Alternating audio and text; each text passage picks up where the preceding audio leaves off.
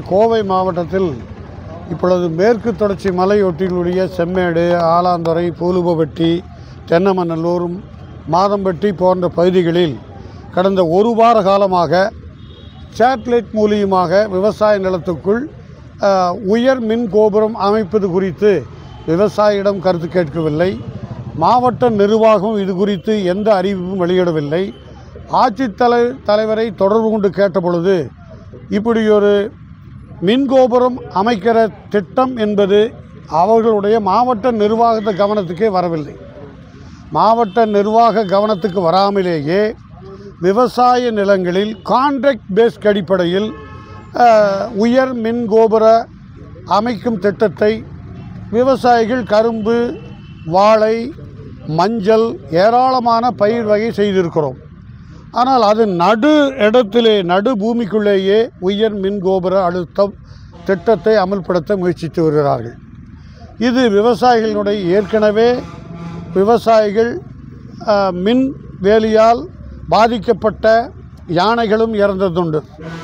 அது கடந்த 3 ஆண்டுகளுக்கு பல யானைகள் மின்சாரத்தால் அடிபட்டு இறந்துள்ளது. ஆனால் எத்தகைய அறிவிப்பும் விவசாயிகளுக்கு தராமலே, விவசாய கூட்டி பேசாமலேயே விவசாய நிலங்களில் இத்தகைய மின்கோபுரம் அமைப்பது என்பது பொருத்தமாக இருக்காது. ஆனால் முதலில் எல்லாம் விவசாய நிலங்களிலே ரோடு எடுத்தால், மின்கோபுரம் அமைத்தால், வேறு திட்டப்பணிகளுக்கு இருந்தால் விவசாயிகளை அழைப்பார்கள், நோட்டீஸ் கொடுப்பார்கள், விவசாயிகளுடைய கருத்து கேட்பார்கள்.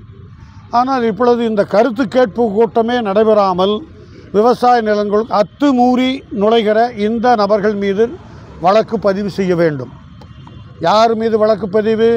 விவசாய நிலத்துக்கு உள்ளே புகுந்து அனுமதி இல்லாமல், அனுமதியற்ற முறையில் மின்கோபுரம் அமைப்பது குறித்து திட்டப்பணி குறித்து சில நிறுவனங்கள் தனியாக செயல்படுவதாக நாங்கள் கருதுகிறோம். அவர்கள் மீது வழக்கு பதிவு செய்ய வேண்டும். ஆனால் இதுக்கு மாறாக விவசாய நிலத்துக்குள் வருவதை நாங்கள் தடுக்கிறது விவசாயிகள் மீது வழக்கு பதிவு என்பது அது பொருத்தமாக இருக்காது.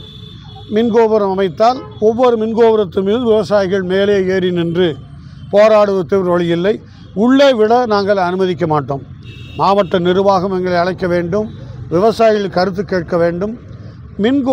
மின்சாரம் வேண்டாம் என்று எந்த விவசாயியும் சொல்லவில்லை. விளைநிலங்கள் பாதிக்காத அளவில் மின்கோபுரத்தை அமையுங்கள் என்று தான் நாங்கள் விரும்புகிறோம். எங்களை பாதிக்க அடிப்படையில் விவசாய வாழ்வாதாரத்தை சுக்குநூறாக்கிய பிறகு மின்கோபுரம் அமைக்கிற திட்டத்தை கைவிட வேண்டும் என்று கேட்டுத்தான் நாங்கள் மனு கொடுக்க வந்திருக்கிறோம். மாவட்ட நிர்வாகம் இது குறித்து முயற்சி மேற்கொள்ள வேண்டும். மாநில அரசும் இது குறித்து விவசாய நிலங்களுக்குள் புகுந்து அத்துமீறி வன்முறையை கையாளுகிற முயற்சியை மீது அவர்கள் மீது நடவடிக்கை எடுக்க வேண்டும். இது குறித்தான் நாங்கள் மனு கொடுக்க வந்திருக்கிறோம். இது குறித்து அரசு நல்ல முடிவுகளை விவசாயிகளுக்கு வழங்கும் என்று நம்புகிறோம்.